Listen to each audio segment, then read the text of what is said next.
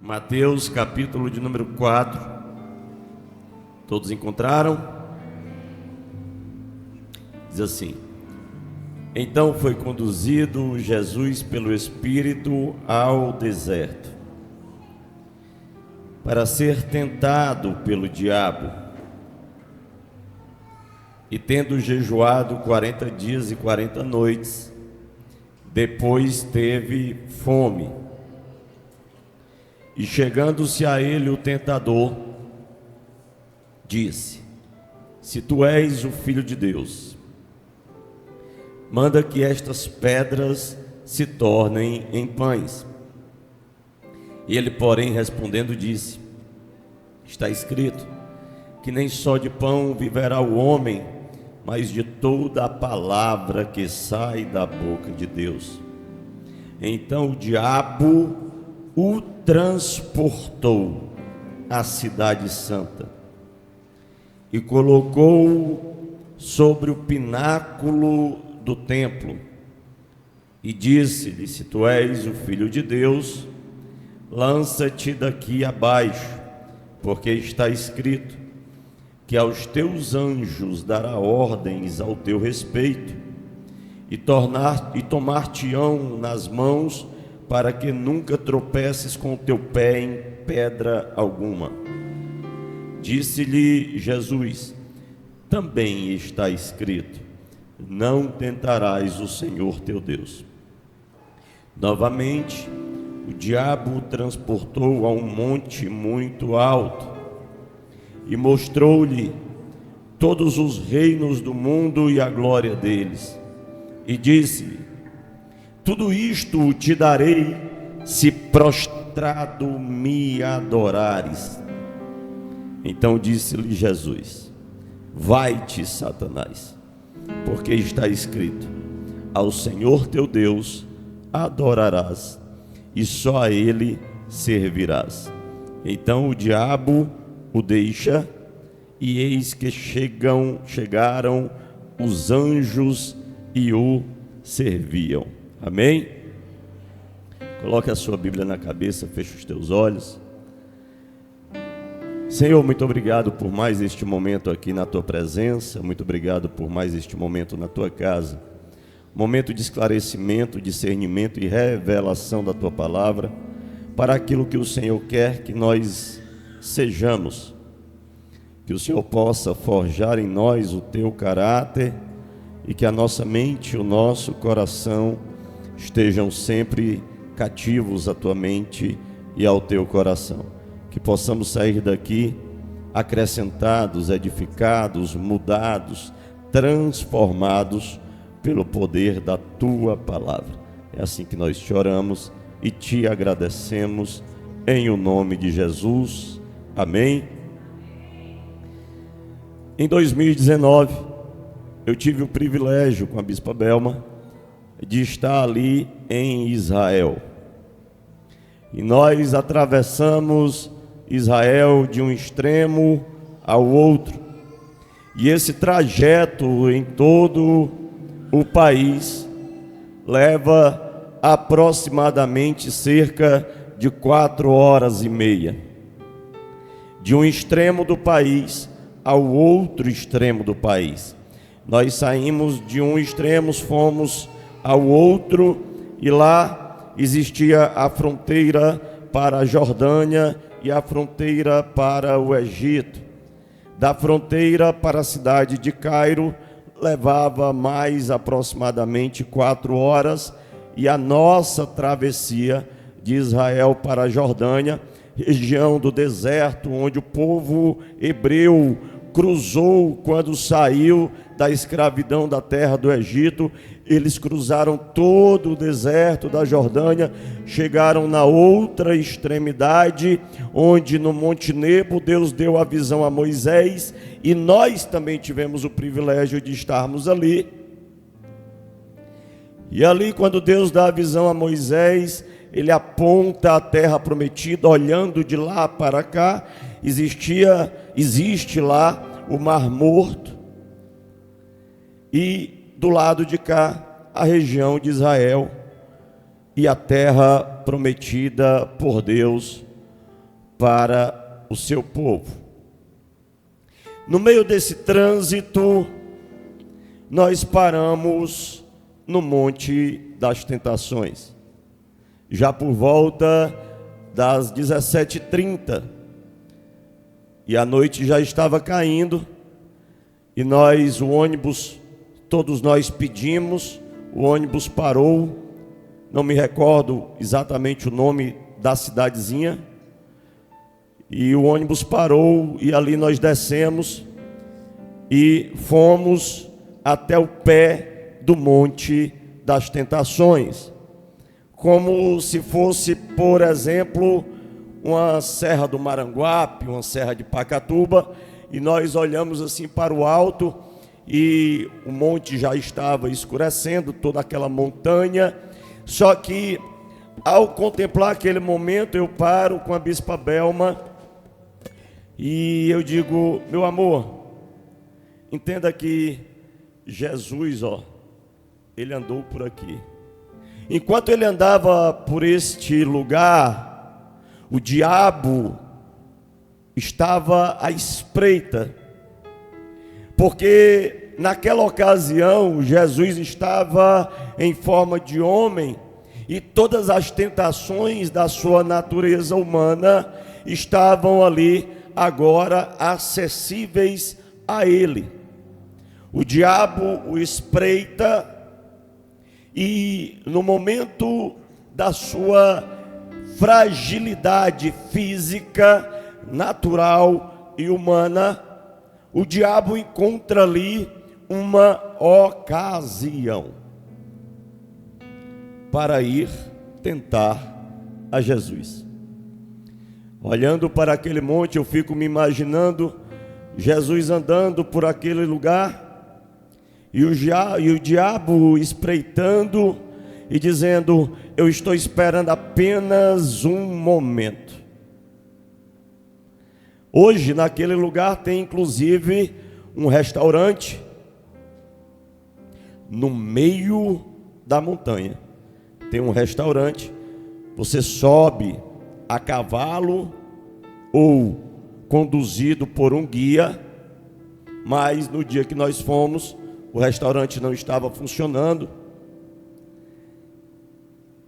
e nesta dita feita ocasião, o diabo acha que mesmo na sua fragilidade, na sua necessidade, Jesus se renderia à concupiscência ou ao desejo da carne.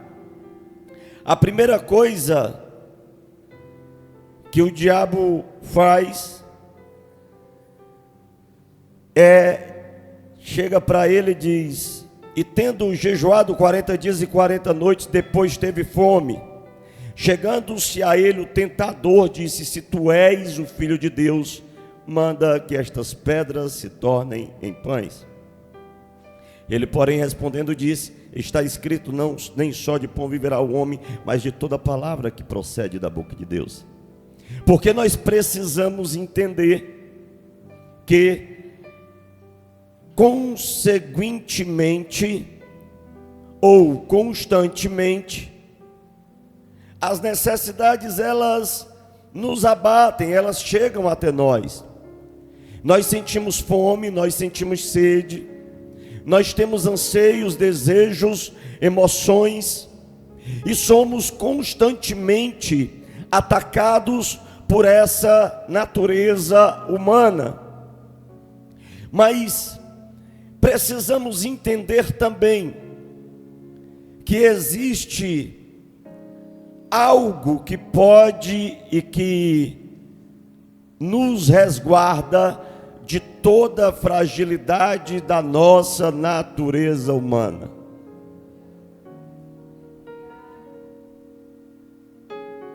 Jesus olha e responde, mesmo tendo ali a sua necessidade sendo supostamente ofertada. Teve fome? O diabo ofereceu pão. Por isso que muitas vezes eu e você não entendemos por que que Deus não atende os nossos desejos, os nossos anseios no nosso tempo. Porque nem sempre é Deus quem vai entregar aquilo a qual de fato nós precisamos. Muitas das vezes, o diabo, inimigo das nossas almas, ele está à espreita, esperando uma só demanda da nossa natureza, para dizer assim: ei, está aqui, agora eu vou suprir aquilo que tu tanto queres, aquilo que tu tanto almeja, aquilo que tu tanto deseja. Só que se faz necessário nós termos, diante da nossa caminhada com Cristo, um discernimento espiritual, para que nós possamos resistir às astutas ciladas do diabo.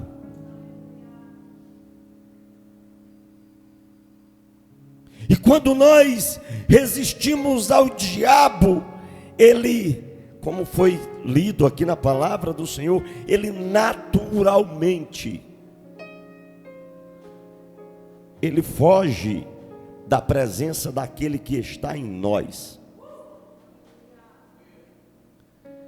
Ele oferece o pão, Jesus disse: não, porque nem só de pão viverá o homem, mas de toda palavra que procede ou que sai da boca de Deus.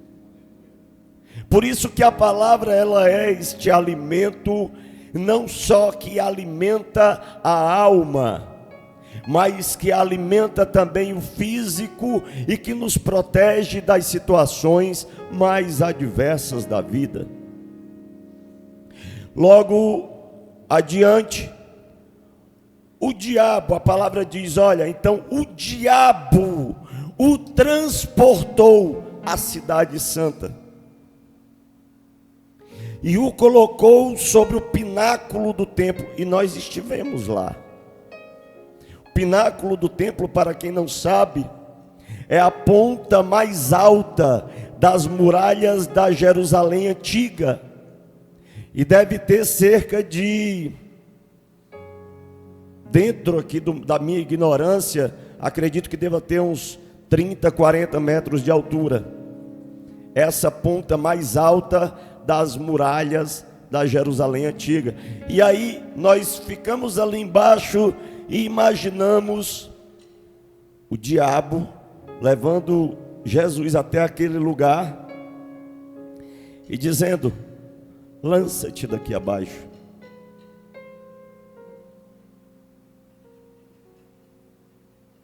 A confiança de Jesus não estava em si mesmo, nem na sua natureza humana.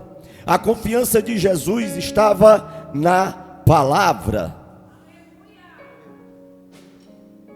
E ele sabe quais são as suas limitações enquanto ser humano. E eu e você precisamos entender também quais são as nossas limitações. E precisamos nos revertir de toda a palavra de Deus, porque é a única maneira que nós temos para resistirmos ao diabo.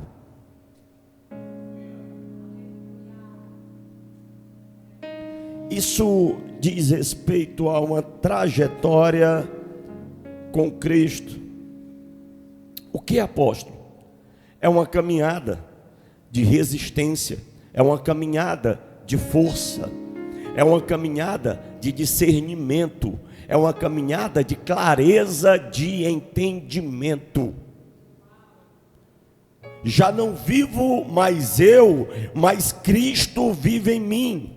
As coisas velhas se passaram e eis que tudo se fez novo.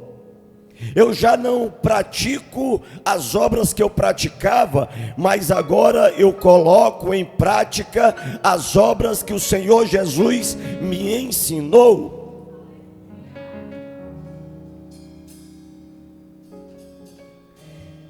É maravilhoso quando nós temos uma palavra aonde o Senhor, Ele nos concede vitórias dentro daquilo que nós tanto queremos.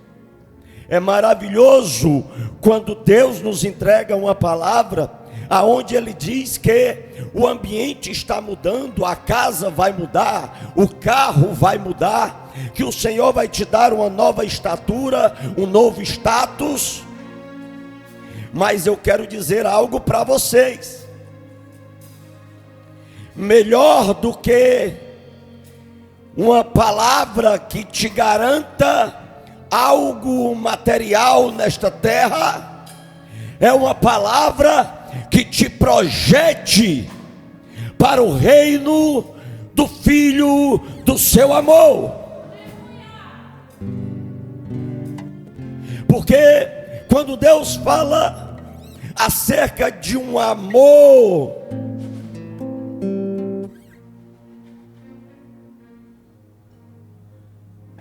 de um amor ágape, Ele está falando de um amor que vem de cima. Ele está falando de um amor que vem dos céus. Ele está falando de um amor que vem de Deus. Porque muitas vezes a primeira coisa que acontece quando algo se levanta na minha e na sua vida é dizer: eu não vou mais para a igreja, porque aconteceu isso e eu não concordei, ou porque eu estou passando por tanta luta que eu não resisto, eu não consigo, eu não tenho forças para estar na casa do Senhor. Eu quero que você entenda algo: que não existe outro lugar para que eu e você estejamos senão na presença do Deus vivo e todo poderoso. Quando eu passo por luta, é na presença do Senhor que eu preciso estar. Quando eu passo por batalhas, é na presença do Senhor que eu preciso estar. Quando eu passo por pelejas, é na presença do Senhor que eu preciso estar. Só que a realidade hoje é diferente. As pessoas parecem que passam luta, aí vão para dentro da caverna. Primeira coisa que diz: não vou mais para a igreja, não quero mais saber desse negócio de crente, não quero mais esse negócio de oração.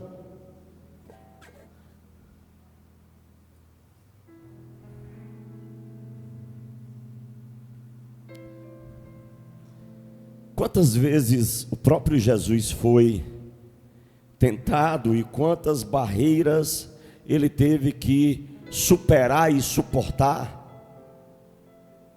para nos ensinar a vivermos como ele viveu e mostrando ele enquanto homem natural que é possível sim.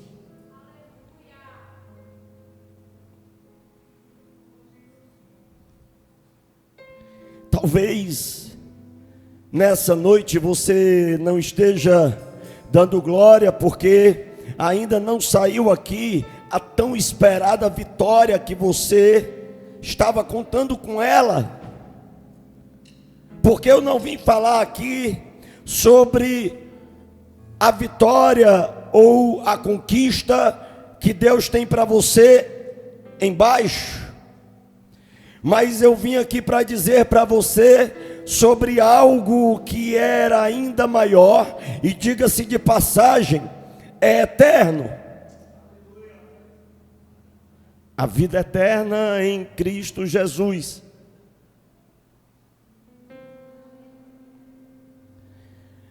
Queridos,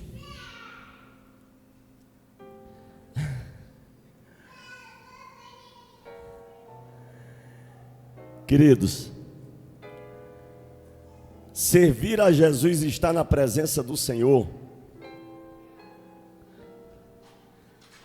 é falar de mudança de caráter, é falar de uma transformação profunda. Servir a Jesus e andar na presença do Senhor é falar de arrependimento, é falar de você entender qual é a sua fraqueza e você se dirigir ao Senhor com o coração arrependido, porque quando há arrependimento, o coração de Deus se move com misericórdia. Mas quando não há arrependimento e Deus vem ao encontro, Deus vem com juízo. Porque nós precisamos ultrapassarmos essa etapa do crente que está o tempo todo esperando por revelação, do crente que está o tempo todo esperando pelo movimento, pelo blá blá blá, pela aquela festa, por aquele espetáculo. Nós precisamos adentrar no tempo onde nós entendemos que a palavra do Senhor é uma palavra que confronta, mas é uma palavra que consola, que a palavra do Senhor é uma palavra que trata, mas é uma palavra que liberta, que essa mesma palavra, ela vem de encontro a mim e a você, não para passar a mão no nosso ego, nem muito menos atender às nossas expectativas, mas para passar a mão sim, na velha criatura, apagar a velha história e nos dar uma nova identidade em Cristo Jesus.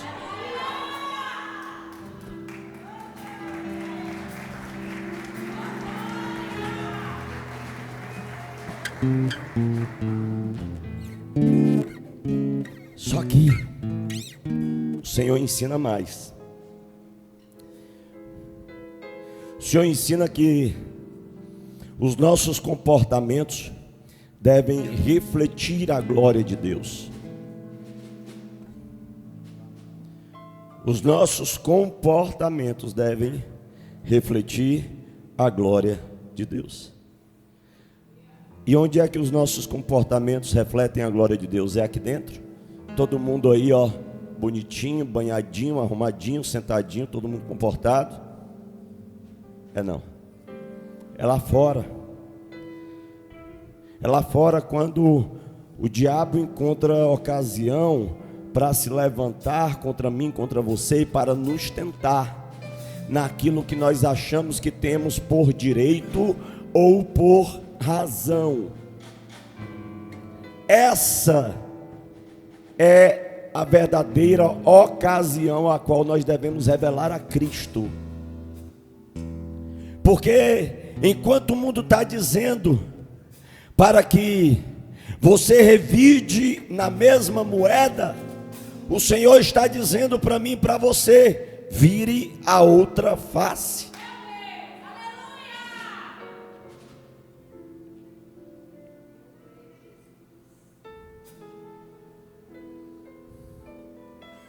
Entenda, faça uma reflexão agora das suas ações.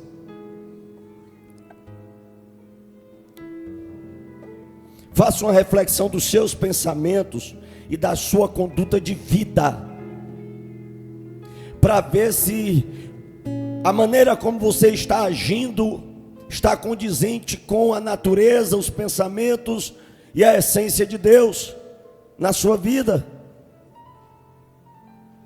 Porque amar a quem te ama é fácil, mas amar, orar, interceder pelos que te odeiam e pelos que te perseguem, essa é a natureza de Jesus.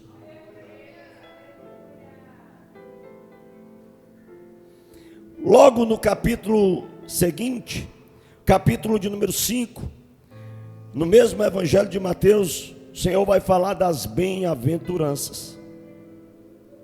E olha como a Bíblia, ela é contraditória ao nosso eu, a nossa razão. Porque a Bíblia, ela vem para confrontar, para exortar, ela vem para tratar aquilo que o mundo tentou imprimir sobre nós, e o que de fato não é a natureza, nem a essência, nem a imagem, muito menos a semelhança de Jesus na sua criação. Mas a palavra ela vem para desconstruir um conceito e reconstruir o conceito primordial de toda a criação. Quando Deus estabelece o homem a sua imagem, a sua semelhança. E aqui no capítulo de número 5, no Sermão da Montanha, ele vai falar sobre as bem-aventuranças. Quem aqui quer ser bem-aventurado? Talvez alguns de vocês não se lembrem, mas eu vou ler agora.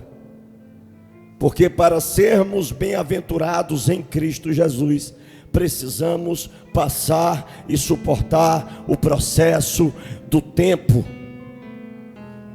Precisamos passar e suportar o processo da paciência.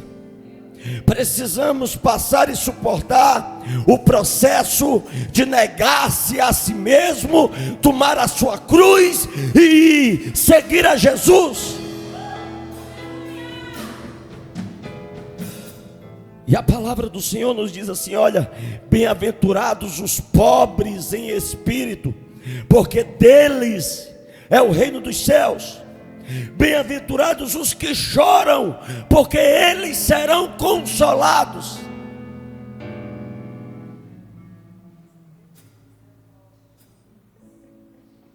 Bem-aventurados os mansos,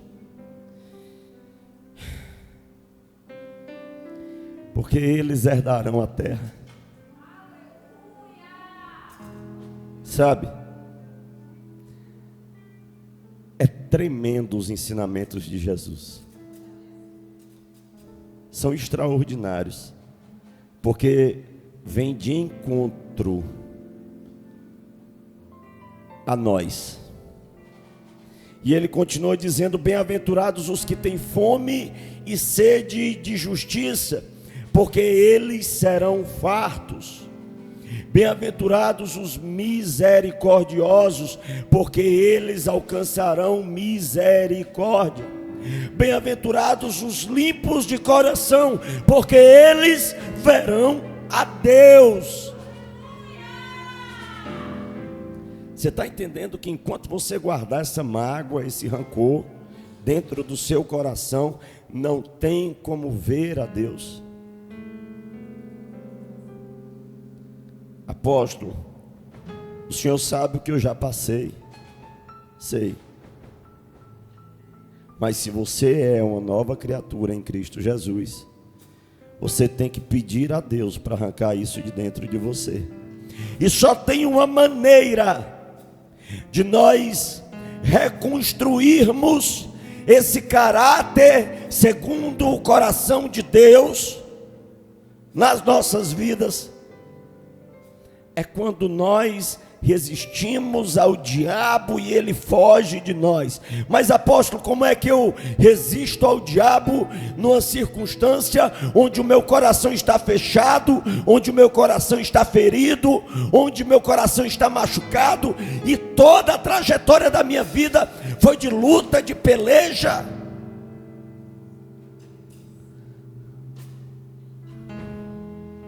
Você vai passar a orar. Mas como é que eu vou orar por aqueles que me perseguem? Como é que eu vou orar por aqueles que me maltratam? Como é que eu vou orar por aqueles que me difamam? Como é que eu vou orar, querido? Eu quero dizer uma coisa: a sua justiça de nada vale.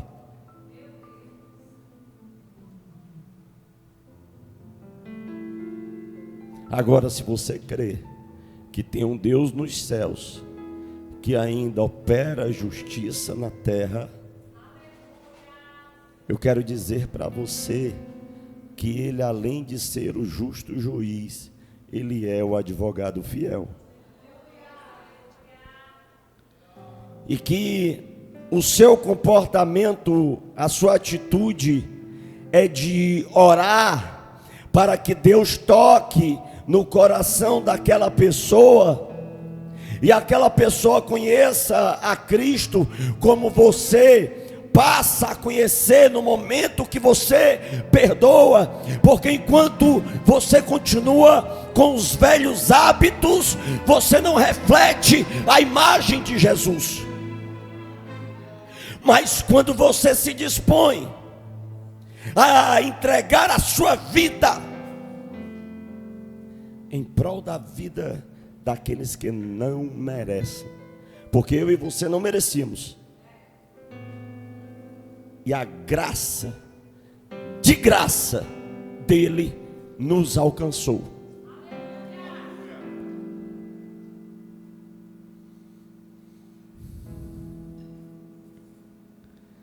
Porque tem uma tendência muito natural nossa, do ser humano, de nós querermos justiça ou pelas próprias mãos ou pela própria boca. Ah, fulano agora vai ver, mexeu com quem não devia mexer, eu vou dobrar o meu joelho e eu quero ver se Deus não mata. Cuidado,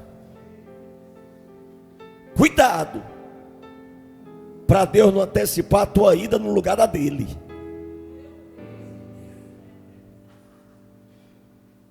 Porque Deus, ele não está à mercê da sua vontade.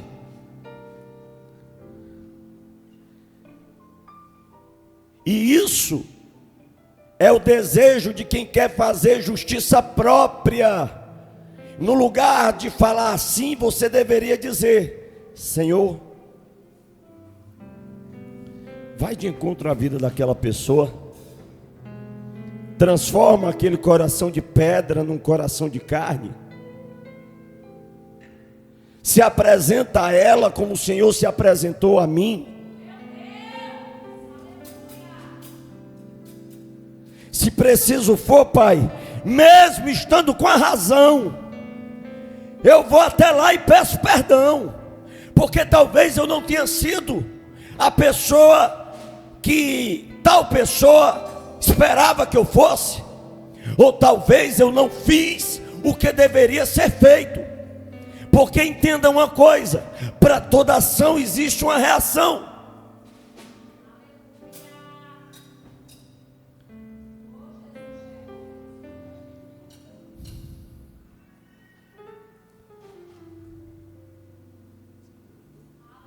É duro, mas é libertador.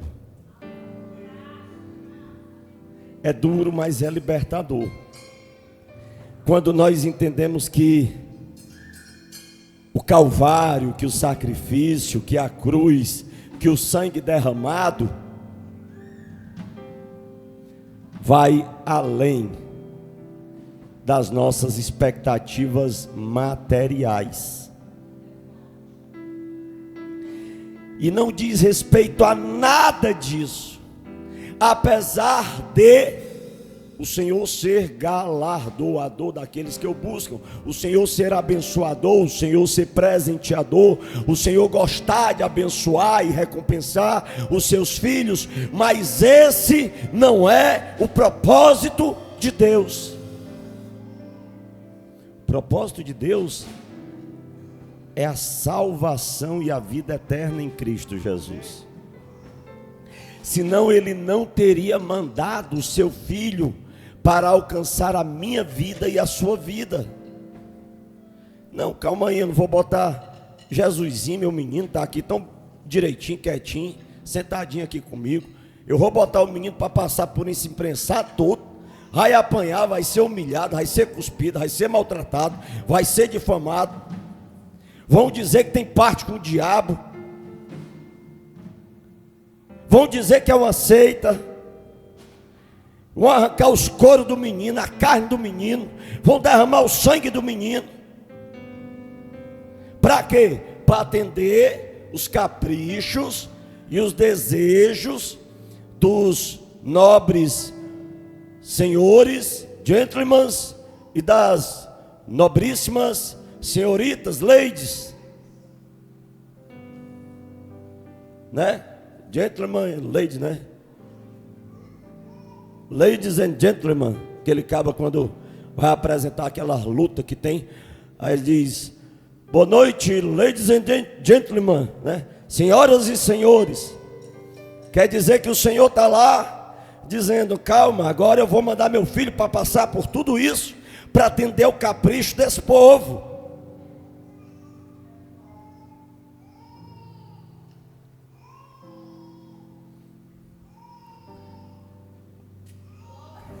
Bem-aventurados os pacificadores, porque eles serão chamados filhos de Deus. Eita, esses aqui, ó, tem gente que precisa colocar ali os nervos no lugar, né? Porque os nervos vivem à flor da pele. É uma língua tão pronta para responder, para contra-atacar, que, rapaz, parece uma coisa. Eita, olha a irmã, Senhor, vai, apara, Pai, em nome de Jesus. Ainda bem que a irmã reconhece, porque coisa boa é quando nós reconhecemos aquilo que o Senhor precisa mudar e tratar em nós, porque o processo fica mais fácil.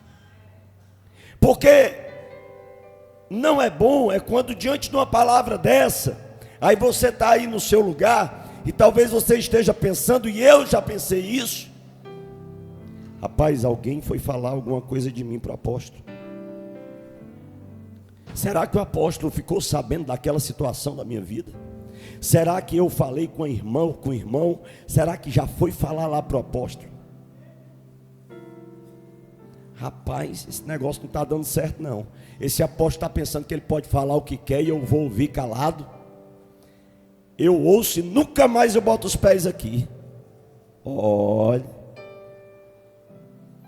primeira vez que eu botei os pés na igreja evangélica com a bispa Belma, o pastor que foi nosso pastor por muitos anos, está aqui um que fez parte do ministério lá da ISJ, do apóstolo Luiz Henrique, ainda quando era Nova Aliança, e a primeira vez que eu botei os pés lá, ele ainda pastor, sendo usado no altar, ele dizia: Deus está me mostrando que tem uma cozinha, que tem uma despensa, do lado dessa despensa tem uma adega, do lado dessa adega tem tantas garrafas de vinho, dentro dessa despensa tem não sei quantas garrafas de cachaça, de uísque, de vodka, de não sei o que, de tatatá. Olha, Deus ainda está me mostrando mais. Na geladeira, não é na prateleira, é na gaveta, tem mais 50 e tantas latinhas de cerveja.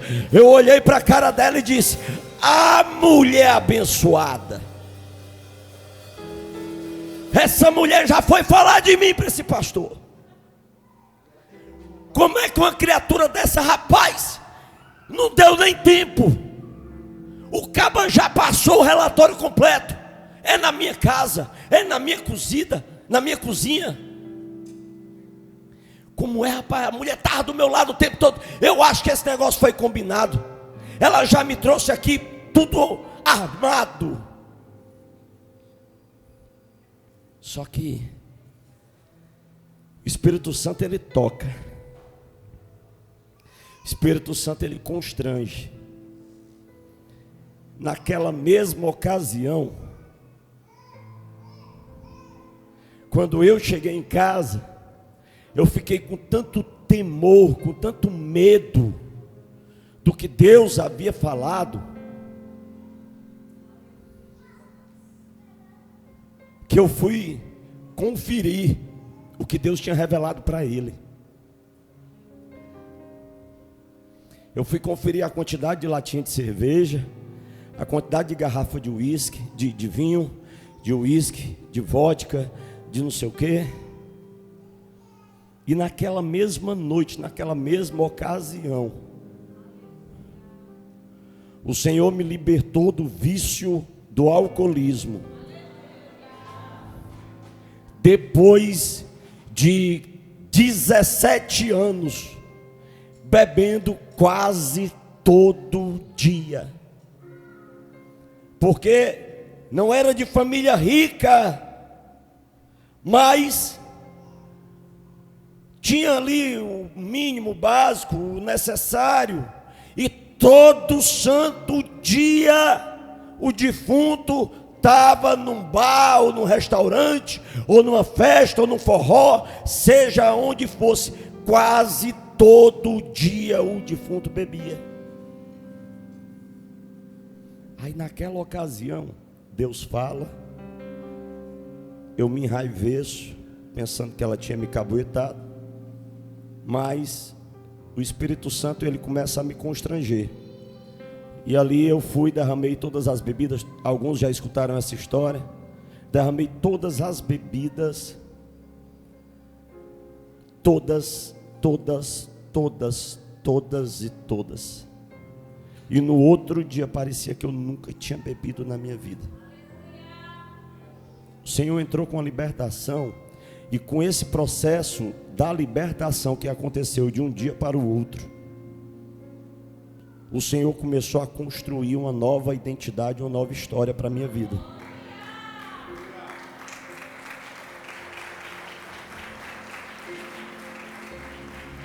Porque o Senhor, ele fala para nós dentro daquilo, não dentro daquilo que nós esperamos, porque ele não está para nos servir, nós é que estamos para adorá-lo. O Senhor, ele fala para nós dentro daquilo que nós precisamos mudar, daquilo que precisa ser arrancado de dentro de nós, para que nós porventura não venhamos dar mau testemunho quando estivermos lá fora. Olha aí o crente, olha aí a crente, olha o jeito que fala, olha o jeito que reage, olha o jeito que se veste, olha o jeito que anda, olha o jeito que se apresenta. Você está pensando que nós não somos espetáculo? Não só para homens, mas também para anjos?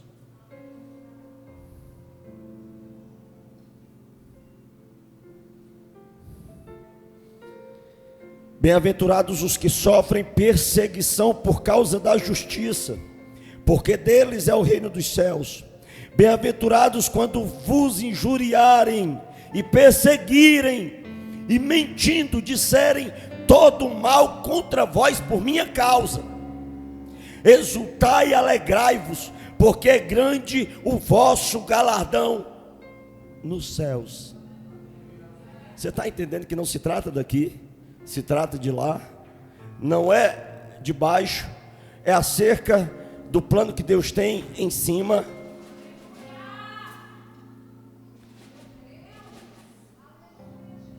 Porque assim perseguiram os profetas que foram antes de vós. Tem uma história de uma Marte, de uma mulher chamada Felicidade, na Europa, século 17, século 18, e ela tinha 7 filhos, e era uma proclamadora do Evangelho de Jesus, e estava preocupando as autoridades locais, ao ponto de prenderem essa mulher e seus filhos. O nome dela, Felicidade. Depois você pesquisa na internet, tem lá. Foi presa, seus filhos foram presos, e disseram: ó, o negócio é o seguinte, ou tu cala a tua boca, teus meninos calam a boca deles, ou nós vamos matar todos vocês. Aí ela chama os filhos e diz: meus filhos, eu não abro mão do meu Jesus. E eles disseram: mamãe, nós estamos contigo até a morte. E ela fez um pedido àqueles exatores, e disse: eu só peço uma coisa, que não me mate antes dos meus filhos, de modo que eu possa consolar os que forem ficando na sequência, porque o ato foi contínuo. E eles começaram a matar de um por um, de um por um, de um por um. E a preocupação da mãe não era com a morte, porque ela sabia para onde eles iriam.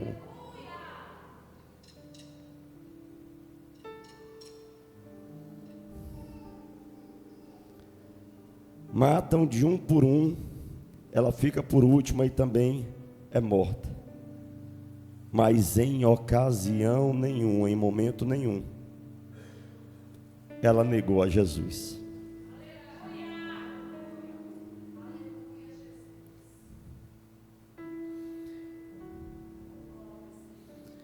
Vós sois o sal da terra, e o sal, se for insípido, como se há de salgar? Para nada mais presta, senão para se lançar fora e ser pisado pelos homens. Vós sois a luz do mundo. Não se pode esconder uma cidade edificada sobre um monte, nem se acende a candeia e se coloca debaixo do alqueire, mas no velador, e dá luz a todos os que estão na casa. Assim resplandeça a vossa luz diante dos homens, para que vejam as vossas boas obras e glorifiquem a vosso Pai que está nos céus.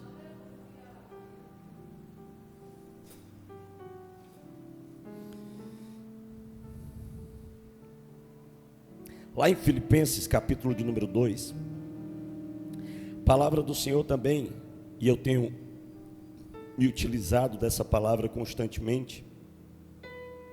Ela vai dizer assim: portanto, se há algum conforto em Cristo, se há alguma consolação de amor, se há alguma comunhão no Espírito, se há alguns entranháveis afetos e compaixões, completai o meu gozo, para que sintais o mesmo, tendo o mesmo amor, o mesmo ânimo, sentindo a mesma coisa.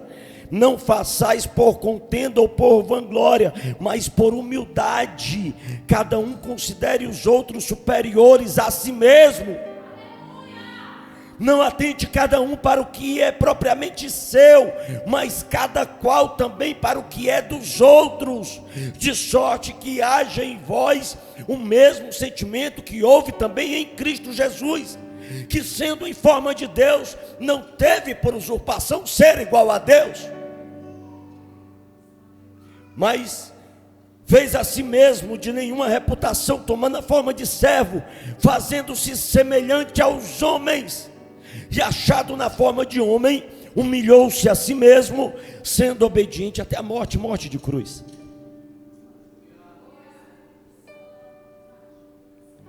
Será que nós, porventura, mudamos só de religião?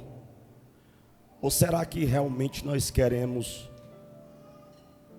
ser transformados pelo poder do Espírito Santo e da sua palavra? Estava vendo ontem, ou foi antes de ontem. Eu quero dizer que uma coisa para vocês.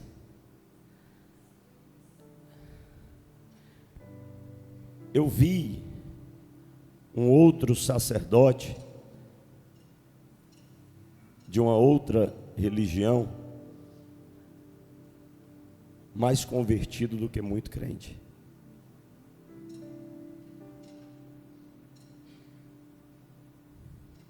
Sabe por quê? Por causa de mim e de você. As pessoas estão entrando no prumo da palavra, porque não existe outra verdade, não existe malabarismo, não existe hermenêutica, exegese, não existe floreado, não existe línguas estranhas que se sobreponha à palavra de Deus.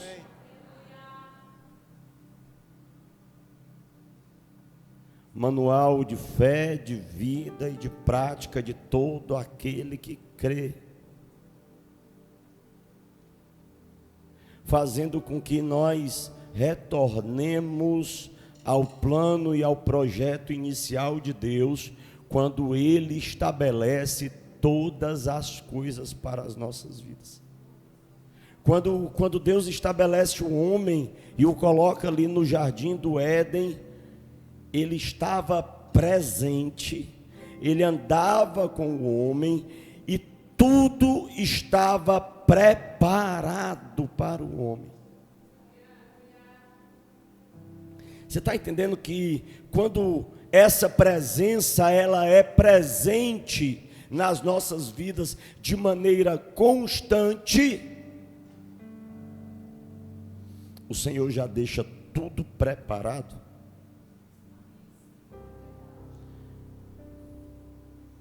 Não queira você ensinar ou conduzir a sua vida ou a vida dos seus filhos de maneira diferente do que está na palavra.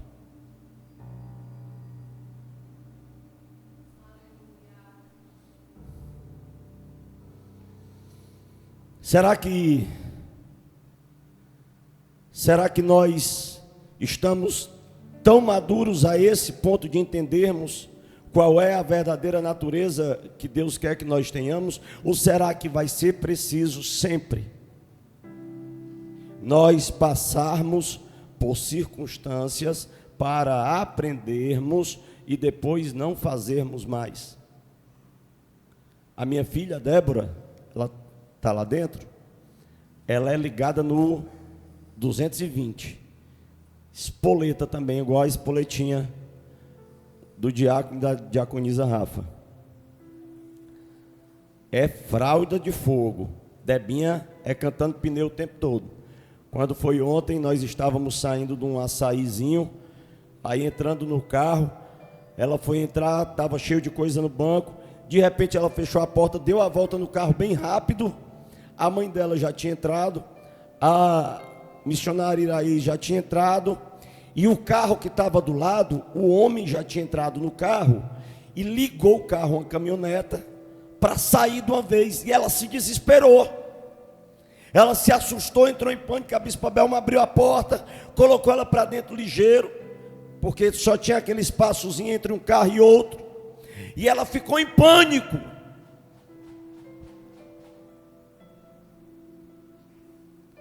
Aí eu parei, olhei e digo: filha, tu está vendo o que é que acontece quando você, querendo fazer as coisas no seu tempo, do seu jeito, na sua velocidade, e você não pede ajuda ou espera pelo papai ou pela mamãe? Ou seja, situações desnecessárias. O que você vai precisar mais passar, o que você vai precisar mais enfrentar, para você acreditar que Deus é real.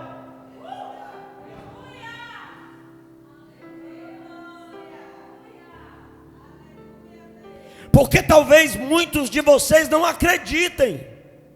Vem para a igreja, bate ponto, está aqui o tempo todo, quarta-feira, domingo, mas parece que quando sai da porta da rua para fora, isso é conversa. Isso é conversa. Mas na hora do imprensado, aí no instante lembra de Deus, porque parece que só gosta da presença de Deus quando está passando por alguma situação que não gostaria de passar. Aí pede socorro a Deus para Ele intervir numa situação que não foi Ele que criou, mas foi você. E você não quer assumir a responsabilidade pelos seus atos.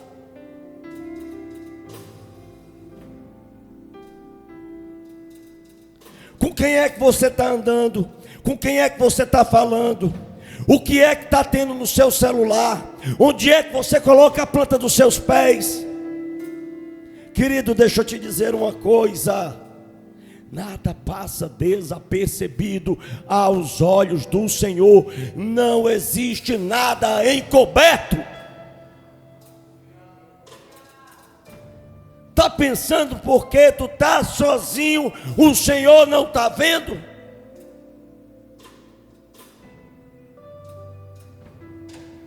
Queridos, voltemos ao primeiro amor.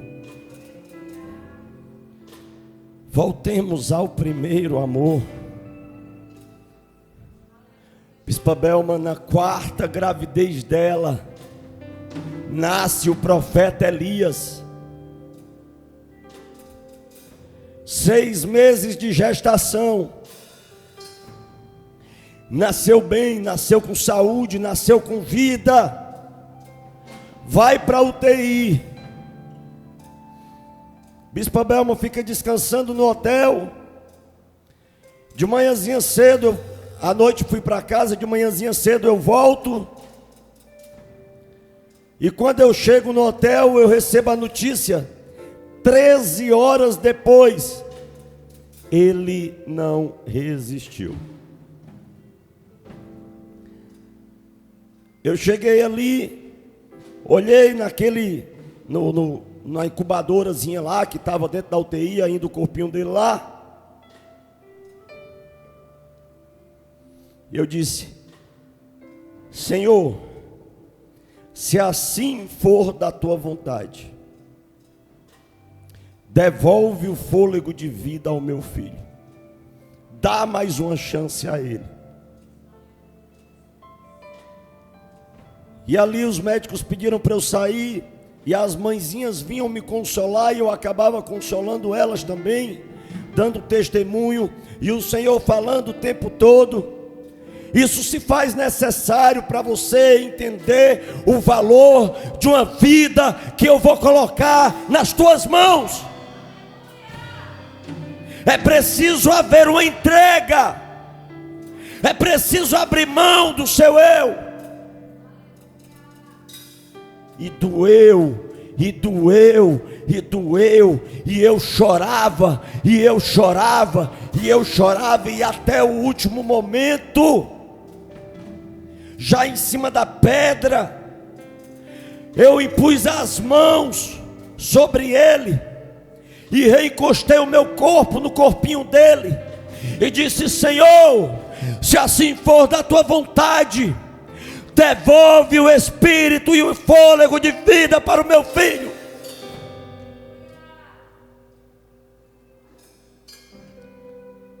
Mas o Senhor o levou. O Senhor o levou, e louvado seja o nome do Senhor. Porque eu sei onde ele está. Eu sei para onde ele foi. E eu sei ainda mais o que Deus queria falar comigo e queria fazer com ela. Deus queria nos tratar, nos aprimorar na dor, para que nós pudéssemos aprender a valorizar a vida de cada um de vocês. Por isso talvez alguns de vocês digam assim: eu não gosto quando o apóstolo prega, porque quando ele prega normalmente ele é mais duro. É melhor quando é o fulano, é melhor quando é o cicrano, porque é uma pregação mais temática. Mas eu quero trazer para vocês aqui cenas da vida real.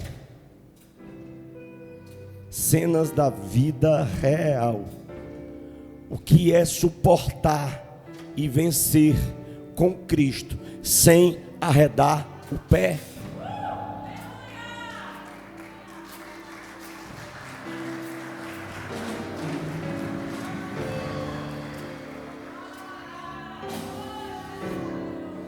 Você está entendendo que a dor, ela não te mata, ela te fortalece. Só que cabe a nós as escolhas que nós fazemos. Cabe a nós as tomadas de decisões que vão acarretar circunstâncias nas nossas vidas. Pare, Busque a Deus enquanto se pode achar. Peça a Ele todas as respostas para todas as suas questões.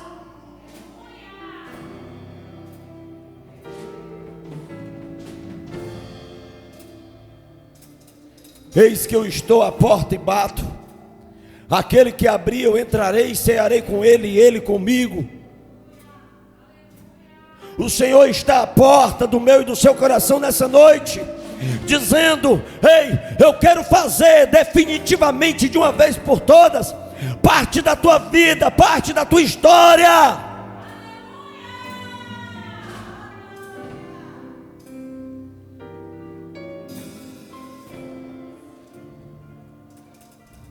Arrependimento, confissão, abandono de pecado. Ontem eu vi também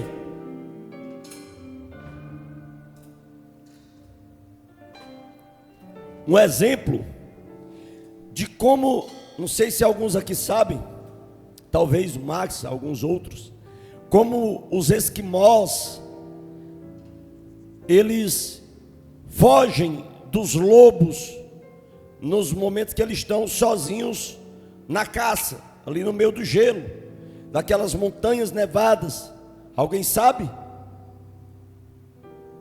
Eles pegam vários punhais, facas, embebedam no sangue e vão enterrando essas facas com a ponta para cima e vão deixando rastro no meio do caminho. E vão deixando rastro no meio do caminho. E quando os lobos farejam aquele cheiro de sangue, eles vão lá e começam a lamber o gelo que está ali no entorno daquela lâmina, ao ponto da sua língua ficar dormente. Daqui a pouco o gelo derrete e ele continua lambendo, porque ele não está mais sentindo, porque a sua língua está dormente. Sabe o que é que acontece? Ele próprio se dilacera. Ele passa a cortar a própria língua, só que ele não sente que a sua língua está cortada. Ele começa a beber do seu próprio sangue. Ele começa a comer a própria carne da sua língua, ao ponto de morrer. Assim acontece com o pecado. Os pecadinhos de estimação. Chega uma hora que é assim: rapaz, eu fiz, deu certo, fui, voltei, não aconteceu nada, escapei, estou vivo. Aí o temor vai embora. Aí a dormência, como a língua do lobo, vem sobre a pessoa. Aí a pessoa já está fazendo e não está nem sentindo. Por quê? Porque se tornou um hábito. E a pessoa começa a se embebedar no seu próprio pecado e vai morrendo um pouquinho de cada vez. Quando vê, já não está mais na presença do Senhor, já não está mais na casa do Senhor, já não tem mais um relacionamento saudável com o marido, com a esposa, com os pais, com os filhos, porque está tão embebedado do pecado que já não sente mais.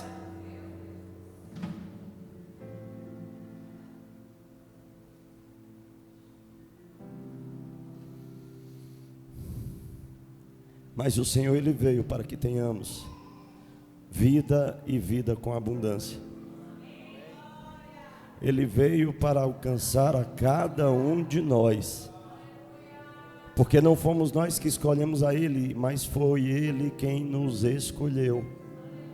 E o seu amor e a sua graça nos bastam. E mesmo que o choro dure uma noite, a alegria ela vem ao amanhecer. Não existe nada nos céus, nem na terra, nem debaixo da terra, que possa ser ou vir a ser maior do que o nome do Senhor Jesus nas nossas vidas.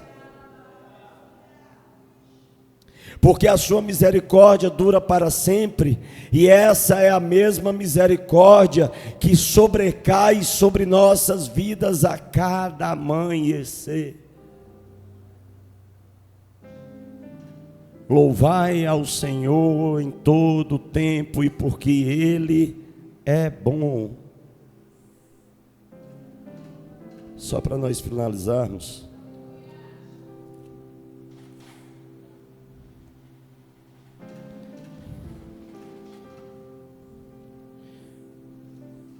talvez você diga assim: não, o apóstolo é muito chato. O apóstolo, né, quando ele prega misericórdia, ele só quer vir dar lição de moral na gente. Ele só quer vir com esse negócio de se converta, se arrependa, confesse, abandone, deixe. Salmo de número 139, a palavra do Senhor, ela vai nos dizer o seguinte: olha, Senhor, tu me sondaste, me conheces, tu sabes o meu assentar e o meu levantar, de longe entendes o meu pensamento.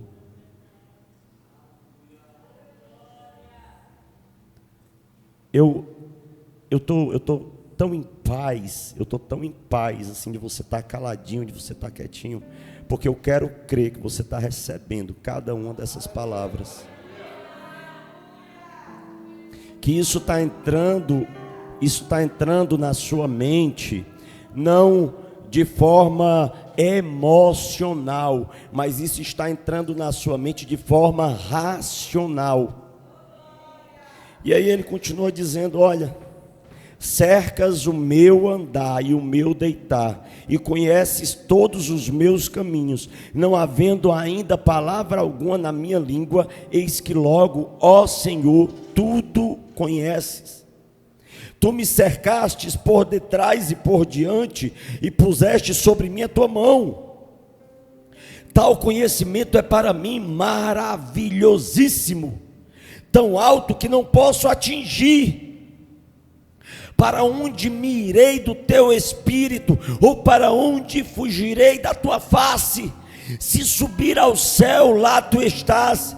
Se fizer no inferno a minha cama, eis que tu ali também estás. Se tomar as asas da alva, se habitar nas extremidades do mar, ali a tua mão me guiará, e a tua destra me susterá. Se disser, de certo que as trevas me encobrirão, então a noite será luz à roda de mim. Você está entendendo que não tem como fugir da presença de Deus?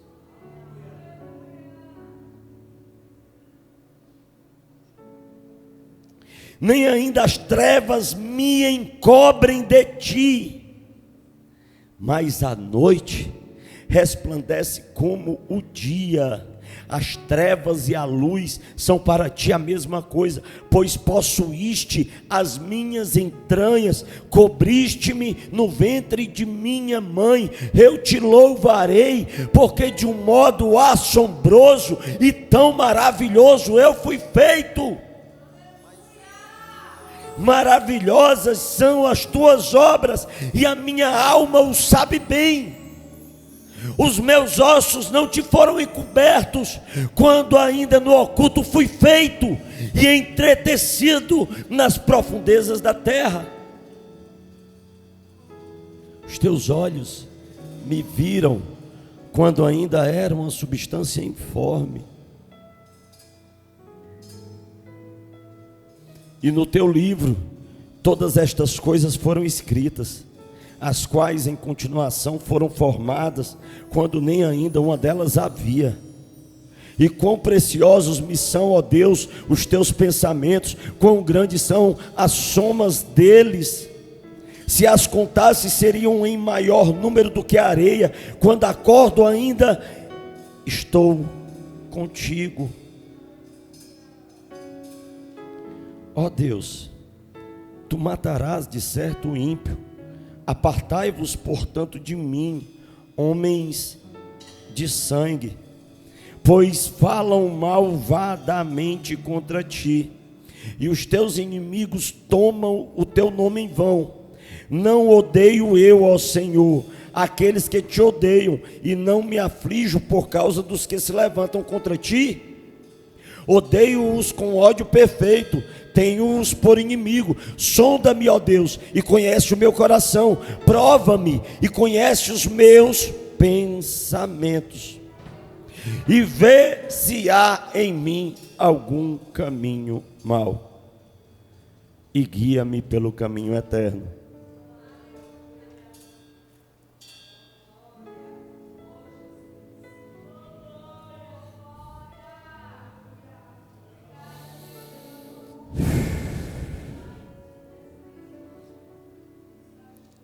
Quais são as influências que você tem exercido da presença, da essência, da imagem e da semelhança de Deus através da sua vida? Eu tenho um sócio, eu até convidei ele para estar aqui nessa noite, ele não pôde vir.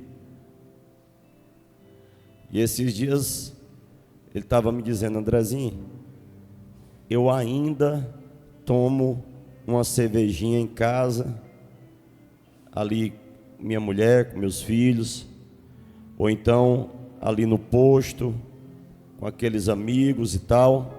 E quando foi um dia desses, eu fui pegar alguma coisa com ele nesse dito posto, e já era final de expediente, acho que era uma sexta-feira à tarde, ou era um sábado, não lembro.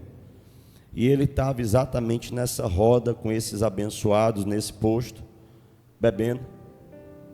E quando eu cheguei lá, ele ficou meio envergonhado e tudo, que ele é um rapaz muito íntegro, de uma conduta muito ímpar. E ele ficou meio encabulado e tal. Aí, opa, Andrezinho, quer ir ali, conhecer ali ao fulano, dono não sei de quê, o cicrano, dono não sei de quê, o beltrano, dono não sei de quê. Aí eu disse: Darlanzinho, meu príncipe,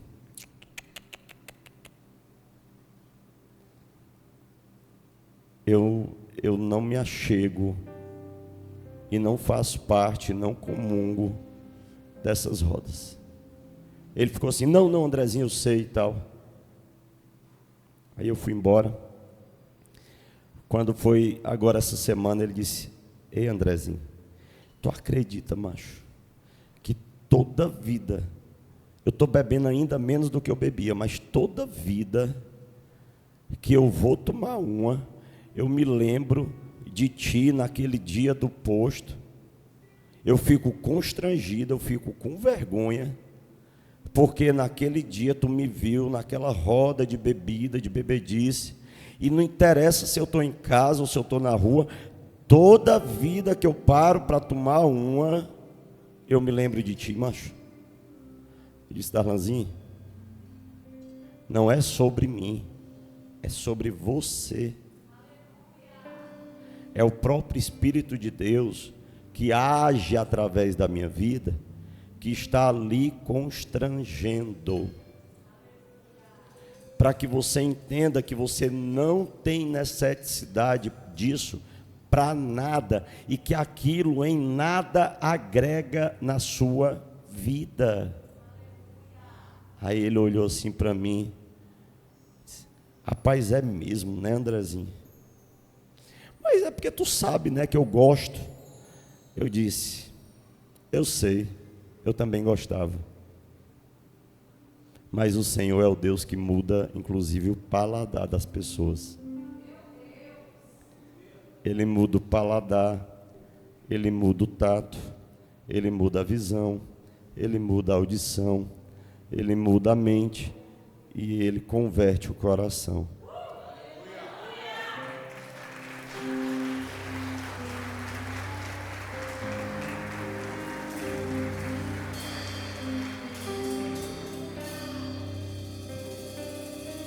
Meu maior desejo do meu coração, o Senhor bem sabe, é ver cada um de vocês crescendo, evoluindo, superando as adversidades, construindo, edificando.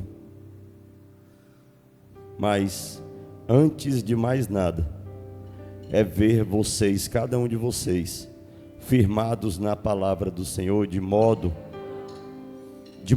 incorruptível, que nada nem ninguém possa exercer sobre vocês uma influência negativa oriunda dos conceitos, dos padrões ou das culturas do mundo. Que vocês tenham em vocês impressos os padrões dos céus e os padrões de Deus, de modo que ninguém possa adulterá-los, para que vocês venham viver uma vida íntegra e reta, assim como o Senhor encontrou em Noé, assim como o Senhor encontrou também em Jó. Sabe por quê? Porque quando nós nos colocamos nessa posição, o Senhor nos faz termos experiências extraordinárias. Quando nós menos esperamos, o Senhor nos coloca para construir um navio sem sequer sabermos fazer conta, sem sequer sermos marceneiros, sem sequer termos uma trena para medir. Mas o Senhor nos faz construir grandes coisas. E essas grandes coisas, elas começam dentro de mim, dentro de você. E quando essas grandes coisas começam dentro de mim, dentro de você, elas nos incomodam para que nós tenhamos atitudes que muitas vezes vão de encontro ao nosso eu. Eu quero incentivar cada um de vocês a olharem todas as situações das suas vidas e reavaliarem segundo os padrões de Deus, restaurarem,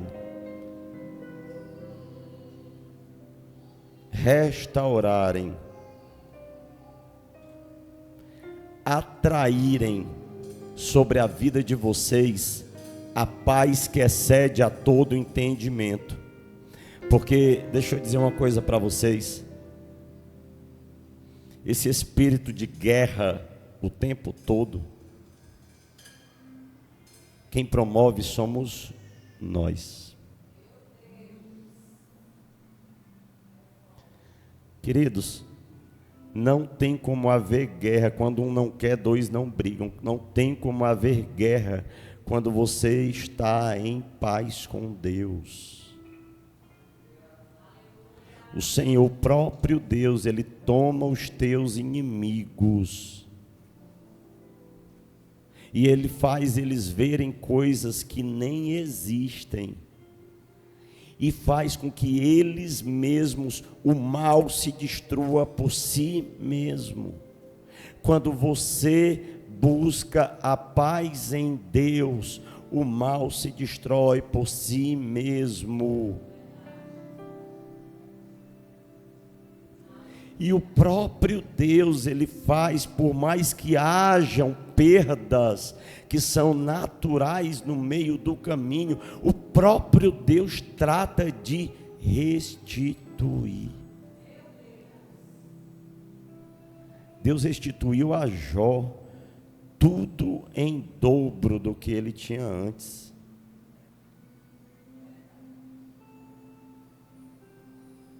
Onde está a sua confiança? Será que a sua fé, ela é real? Firme fundamento das coisas que eu creio e a certeza daquelas que eu espero. Será que essa fé, ela é real na sua vida? Ao ponto de que você entenda de que a sua própria vida, ela não depende de você, porque nós não temos o controle nem sequer sobre nossa própria vida. Hoje nós estamos aqui, amanhã não sabemos. Uma hora o Senhor vai voltar para cada um de nós. Do que é que adiantou tanta briga, tanta confusão? Do que é que adiantou tanta arrogância, tanto grito, tanta contenda? Do que é que adiantou? Melhorou a tua vida em quê?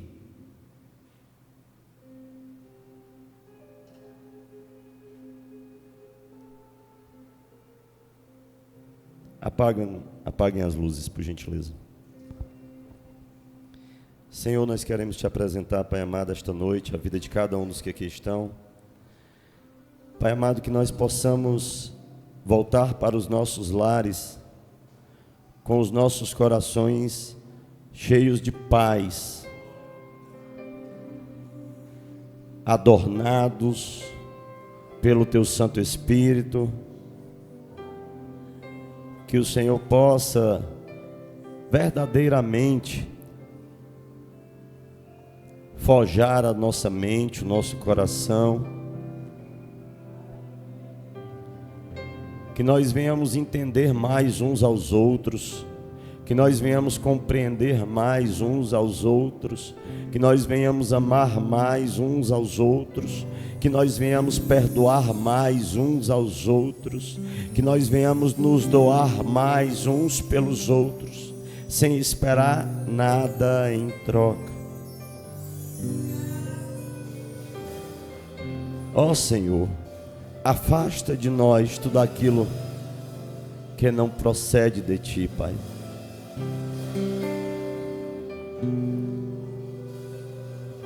Faz em nós a Tua morada permanente,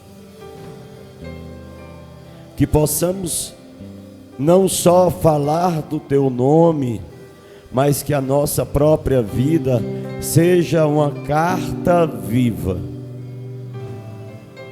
Que aqueles que olhem para nós vejam a verdadeira transformação do Santo Espírito de Deus. Porque o Senhor nos livrou, o Senhor nos alcançou.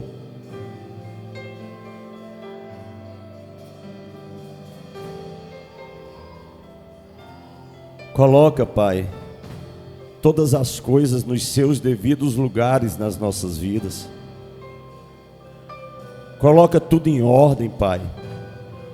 O marido no lugar do marido, a esposa no lugar da esposa, os filhos no lugar dos filhos, princípios e valores sendo apreciados, cumpridos e respeitados, filhos obedientes aos pais, pais amorosos com os filhos, uma esposa honrosa com o marido exercendo o seu sacerdócio no lar.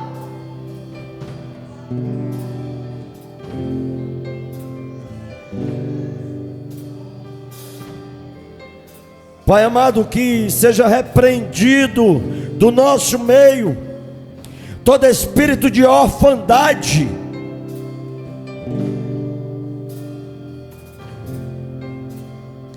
que seja, Senhor amado, estabelecido sobre nossas vidas a paternidade dos céus, a paternidade de Deus.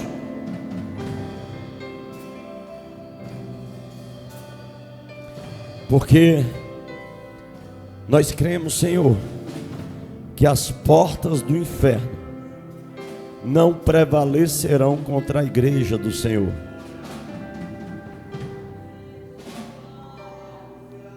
Pai amado, que desça nesse momento um bálsamo e um refrigério dos céus sobre nossas vidas.